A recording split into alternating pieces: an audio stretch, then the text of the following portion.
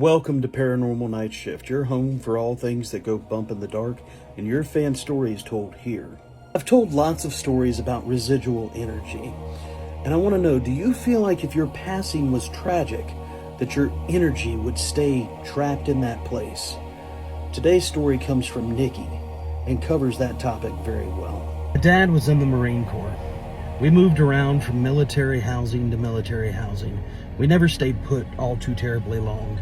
But I'll never forget this night.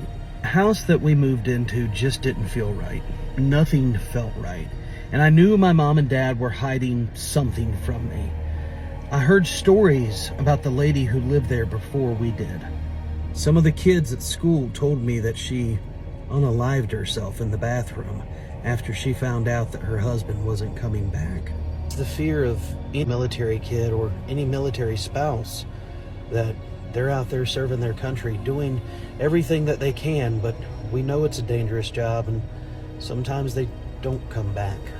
I came home crying that day. My mom asked me what was going on, and I asked her. I said, "Is it true? I know you and Dad know the truth. Is it true? Did the lady who lived here before us, did she do it?" I was very young, and my mom didn't want to tell me the truth, but she didn't have a choice. She told me, yes, it's true.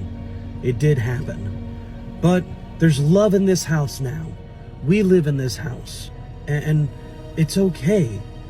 Our love will bring away any bad negativity that's there. It'll be okay. Our love will make the house feel like a home. I was young and I believed her. But I always had a bad feeling in the house. The energy was never right. It always felt so sad. One night it was just me and my mom at the house. Dad had to work. And we were sitting around, and that's when we started seeing things out of the corner of our eyes. Did you see that? I could tell that my mom had seen it too, but she didn't want to answer me. She told me to sit still. And that's when she showed herself. A lady in a white gown walked past us with her neck all distorted. She had bruising around her neck as if she had hurt herself. Clear as day, she had walked out of the bathroom and into the living room and just vanished. Mother and I screamed, "Get out of the house, whatever you are. Get out of the house. This is our house now." But she appeared again, just over and over again, from the bathroom into the living room. Clear as day, the same lady. She finally looked at us. Mother and I both were freaked out. She went to call my father, and that's when it started playing over the phone. The note. The note that the lady had written was playing audibly over the phone. "I cannot go on without you. I am so sorry. I just can't go on anymore."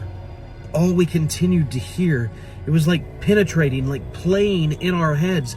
We both heard it clear as day, just echoing in our heads, this lady's note that she had written. Then we heard the snap. Both of us heard the snap. We knew that this had happened in the house. It was so tragic, we didn't know what to do. Mother and I didn't stay in the house anymore. We left that night. We got a hotel room. We called some friends of ours and got some stuff out of our house. But the base operator told us that the night that happened was the same night that she had taken her own life. Somehow, some way, her energy is stuck. It can't find the love, it can't find the peace, and it continues to play out all the time. Prayed in the house, we've cleansed the house, but I think her soul is trapped there. We don't know how to get her to pass on and find whatever peace that she did not find in her life. Truthfully, it's so tragic that she had such a suffering life, and now she is suffering through the afterlife. Any thoughts on how to help get her pass on would be greatly appreciated. We don't know what to do, and it doesn't scare us. What scares me more is the idea that if something this tragic could keep her there, how she can't find peace. It is a very sad and tragic story. Thank you for sharing that story. I wish there was a way for us to know how to get someone to pass on. If you have any suggestions, please tell us down here in the comments, and please feel free to share your paranormal stories here at Paranormal Nightshift.